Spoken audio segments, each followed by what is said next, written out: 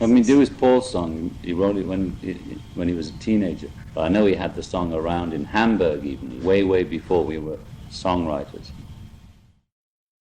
I remember first hearing that song on the radio. That was the best buzz of all time. We knew it was going to be on something like 7:30 on Thursday night. It's going to be on Radio Luxembourg. And we all listened in, and there was, wow. From Me to You was really important because that kind of put the stamp on it. We had the first one, which did good. They let us back in the studio. We did the next one, and then we had the album, which did good. And then From Me to You, the next single, because remember, everybody would try to do in those days, make a single that sounded just like the one that was the previous one that was the hit. And we kind of avoided that, but if you notice, it did have the harmonica still on it, which was like a little trademark at that time. We brought it to George Martin. Hey, George, and we did She Loves You, yeah. And the little sixth type cluster that we got at the end of it. George said, no. We said, why? He said, it's very corny, that end, a sixth. He said, it's like the old days, dun-dun-dun-dun-dun, wah. He said, it's very corny. He said, I'd never do it. And we didn't understand. We just said, it's great, George. Such a great sound. He said, it's a sixth. We said, it doesn't matter. It's just great. And we just said, we've got to have it. We stuck out for that, corny or not. So George would give us these sort of parameters. He'd say, you mustn't double a third, or it's corny to end with a sixth. We said, we like it, man. It's bluesy. Classical people will say, no, you can't do that. So whenever I met that, I'd say, bloody well do it. We were in Paris one time, playing the Olympia in Paris, when back at the hotel, and a telegram came through from Capitol Records of America to Brian. He came running in the room. Hey, look, you're #1 in America. Well, just, I mean, I can't describe. We just, hey. We all tried to jump on Big Mal's back, and I remember running around the suite on Big Mal's back. Hey, you know, that was it. Like, we just didn't come down for a week. Ringo, he was good at coming up with things like that. It was just a slip of the tongue, really. You know, he said it's been a hard day's night, you know, when we'd been doing a gig and driving and doing all that stuff, and he just said it. And we'd all fall around on the floor because Ringo would just say these things quite innocently. While I was saying one thing, another thing would come in my brain and move down fast. There's actually a saying, there's a word for it, when you get two lines mixed up into one. We had a few of them, you know. Tomorrow Never Knows was mine. You know, God knows where it came from. Hard Day's Night was mine. Quite often in the early days, John would turn up his guitar as loud as possible, and also everything at full stop. I mean, the knob on his guitar itself would round as far as it would go, and if he got too near the amp, he'd always have howl back, and this quite often ruined some of our good takes. But he loved the sound, and he actually got to the point where he could actually control it, and he used this as an idea to start off the track. And so you hear this feedback, I think it's the first time it was ever done, actually, as an intro to the song. I defy anybody to find the record unless it's some old blues record in 1922, the first pop record, where I had this electric acoustic guitar and it would feed back, and the little intro which goes is the first feedback. I claim it for the Beatles. 8 days a week. I remember writing that with John out at his place. Chauffeur drove me out this day, and I said, how have you been? You know, just normal conversation. How's things been? He said, oh, working hard. He said, working 8 days a week. And I'd never heard anyone say that expression. So I got to John's house, he dropped me off. I said, hey, this fella just said 8 days a week. He said, right. Ooh, I need your love. We were always looking for titles. Once you've got a good title, someone says, what's your new song? If you can say a title that interests them, you're kind of halfway there. Then, of course, the song's got to be good. But if you say, you know, oh, I'm on my way to a party with you, babe. Oh, okay. They say, but, you know, you sort of say 8 days a week. Or, oh, you know, that's good. By the time we recorded Ticket to Ride, the Beatles were getting pretty good at studio techniques. It was John's song, so of course he sang lead, and Paul added a backup vocal. Paul played both bass guitar and lead guitar on this one. While I was writing with John, when we were doing things like Help, I never could have seen that as a cry for help. Because it's two guys, you know, just two guys, young guys together. We was writing, when I was younger, so much younger than today. I'm more interested in going, when I was young, putting a little counterpoint to it, than listening to what he's saying. I mean, looking at his lyrics now, it's like, God in heaven, why didn't someone notice what he was saying, you know? I used to live in this little flat up at the top of a house, in a little room I had, and I had a piano by the bed, and I just woke up one morning with this tune in my head, and I thought, I don't know this tune, or do I? It's like an old jazz tune or something, and because my dad used to know a lot of old jazz stuff, well, maybe I've just remembered it or somewhere. So I sort of went to the piano, found the chords to it, you know, it was like in G, F sharp minor, 7, sort of B and that. And kind of just remembered it, made sure I remembered it. And then I just hawked it round to all my friends and stuff and said, what's this? You know, it's got to be something. It's like a good little tune, you know, and I couldn't have written it because I just dreamed it, you know. You don't get that lucky. It was one of those, you know, it was my most successful. And it's amazing that it just came to me in a dream.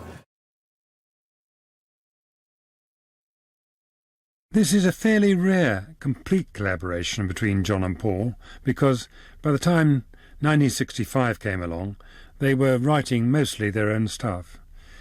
This time was a productive period for the Beatles. I mean, they worked very hard, they worked very fast, and Day Tripper was completed one Saturday afternoon and evening.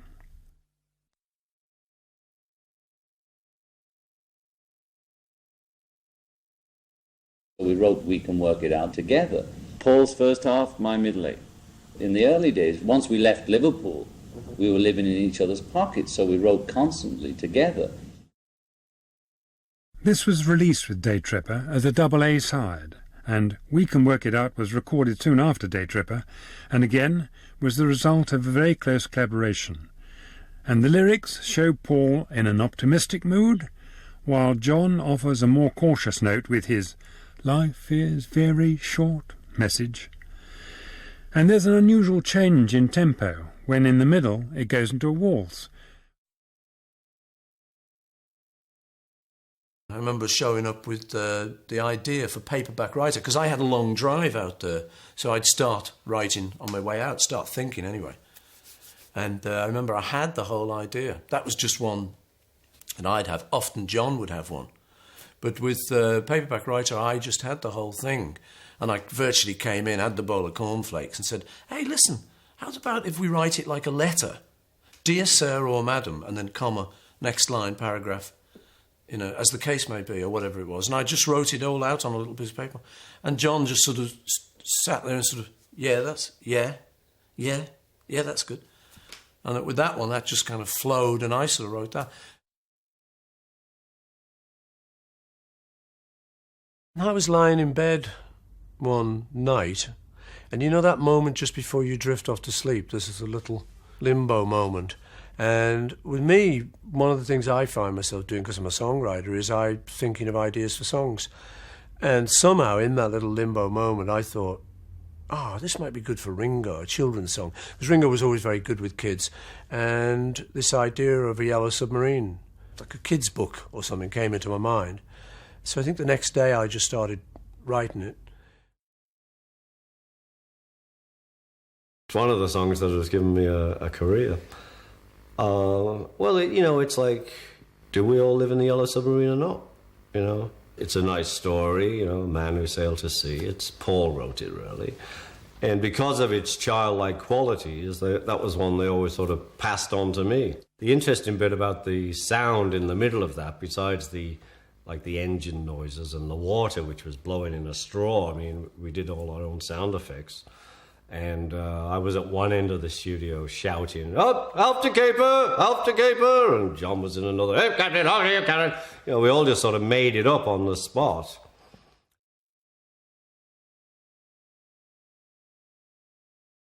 Let me tell you a story about Eleanor Rigby. There was this old lady, I think in Gambia Terrace, where John and Stu had a flat.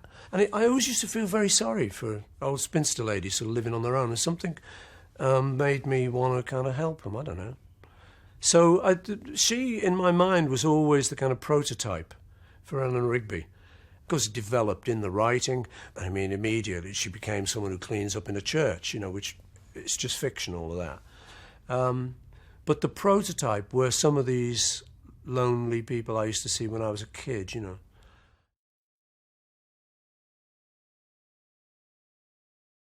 Penny Lane is not only a street, but it's a district. It's like Times Square or Columbus Avenue. When you say Columbus Avenue, you mean the whole area, or Times Square is more than one street. Penny Lane is a suburban district. I lived in Penny Lane in a street called Newcastle Road. I remember saying to George Martin, I want like a very clean recording. I was into clean sounds, maybe Beach Boy-y kind of things at that point. But, you know, the fireman with his hourglass and all of that sort of stuff was us trying to get into a bit of art, a bit of surrealism. And they were all based on real things. But, I mean, whereas there was a barber called, what was he called, Bioletti? Something like that. Little barber, I think he's still there, actually, in Penny Lane. And he had these pictures of haircuts in his windows. A barber showing photographs like it's an exhibition. It was all just twisting it to a little bit slightly more artsy angle. The nurse who's selling poppies from a tray, which she thinks she feels as if she's in a play, but she is anyway. All that sort of stuff was all the little sort of trippy little things we were trying to get in.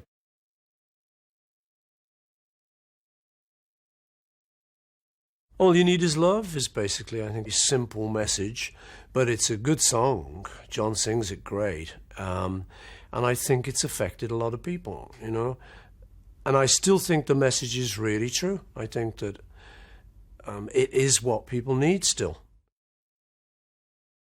Because the mood of the time, it seemed to be a great idea to do that song, because while everybody else was showing them people knitting in Canada and Irish clog dancers in Venezuela, we thought, well, we'll just sing All You Need Is Love, because it's a kind of subtle bit of PR for God.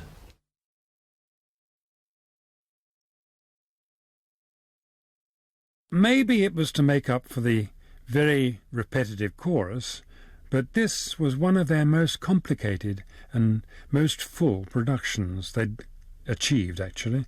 The rhythm track was chock-a-block with all sorts of exotic Latin American instruments, bongos, maracas, conga drums, you name it. And at the end of the song, they break into a kind of Maori chant, which was not a bad idea for an ending. In fact, when they made the promotional film for the song, they booked some hula dancers to dance along with the Maori chant. And that maddeningly repetitive chorus was very difficult to get out of one's mind, so it obviously worked. I used 3 different drum kits.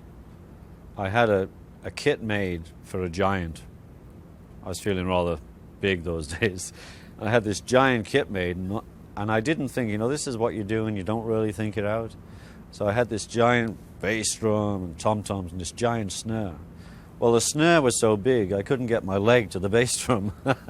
So we could never use it as a kit, but it was fine for miming. And then I had the mini kit. So that was just my bit of fun, like the kit was doing that. And it was a good shoot.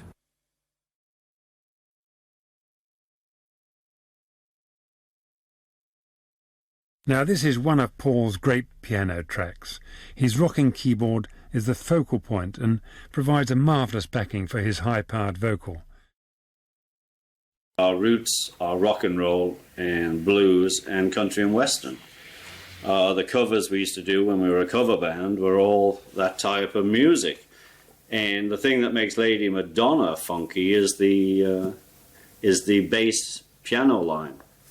But on the other hand, the bass and drums, the Beatles boys, Paul and Ringo, when they played the tracks, they always made sure that the bass drum and the bass were, you know, clicking together.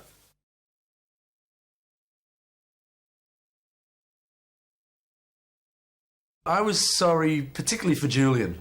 after they broke up. So I thought, well, as a kind of friend of the family, what I'll do is I'll like motor out there to where they lived in Weybridge, and I'll go out and just sort of say everything all right, you know, cool, and hey, you know, and try and cheer them up, really, basically, or just see how they were, just see if it was okay. And driving out there, so it meant I had about an hour's drive, and I started doing this, hey, Jules, don't make it bad. Take a sad thing and make it better. You know, it's optimistic. Come on, man. You know, your parents got divorced. I know you're not happy, but instead of Jules, I eventually changed it to Jude. I played it to John and Yoko. There was just one bit of the words, which was the movement you need is on your shoulder. And I'm playing it, and I just looked at John and said, I'll fix that. He said, what? I said, well, you know, the movement you need is on your shoulder. I've used the word shoulder once. And anyway, it's a stupid expression. It sounds like a parrot, you know. I'll change that. He said, you won't, you know. He said, that's the best line in the song, you know.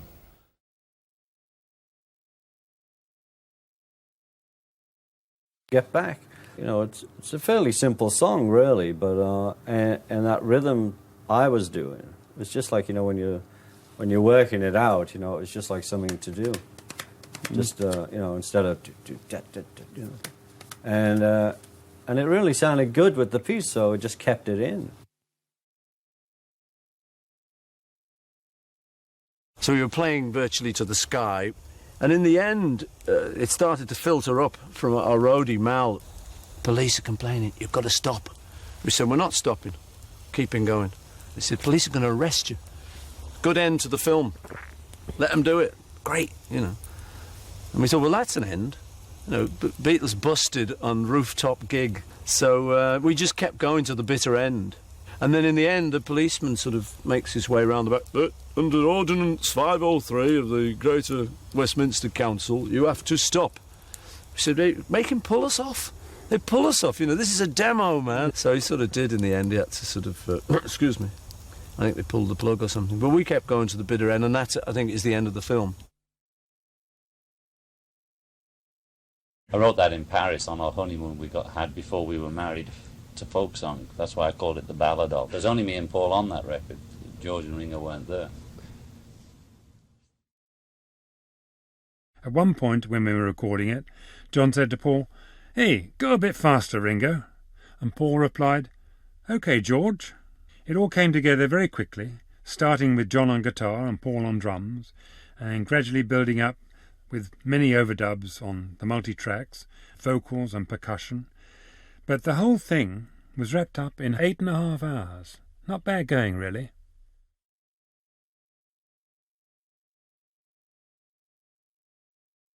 I wrote something during the recording of the White Album, so that must have been 1968. I wrote that in Abbey Road studio in a break while Paul was doing something, and there was a period on that album where we were all, you know, because that double album, trying to get it finished, we were all in different studios doing different things, and I used to just take some time out. Most people thought it was a Lennon-McCartney song anyway. I met Michael Jackson and some at the BBC, and the fellow interviewing us said something about that song, and he said, "Oh, you wrote that? I thought that was a Lennon-McCartney." He thought he'd bought it. Frank, I was not really into Frank. You know, he was the generation before me. I was more interested when Smokey Robinson did it and when James Brown did it. But I'm very pleased now, whoever's done it, you know, I realise that that's the sign of a good song is when it has lots of cover versions.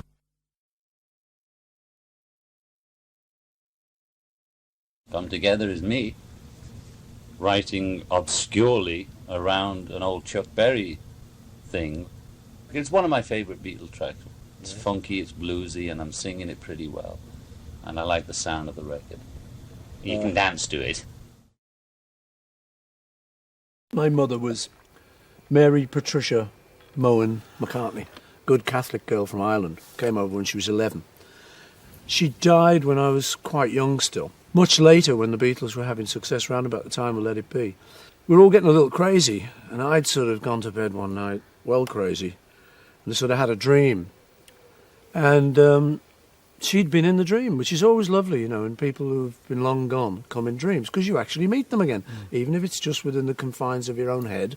still lovely. And she sort of said, it'll be all right, it'll be all right. And she was very sort of calming, and I sort of woke up thinking, oh, I feel better now, you know, I feel better about things. So I, you know, as I usually did, I started writing a song based on feeling better, based on the incident. And because she was my mother and her name was Mary, I said, Mother Mary comes to me, realising also that there would be a lot of people who would naturally just change that to their own uses and use it as the Virgin Mary, you know, which doesn't matter for me. But a lot of people now kind of will use it almost as a hymn. And I know some people who are very religious and they love that song, you know, and I'm sure they're taking it as Virgin Mary.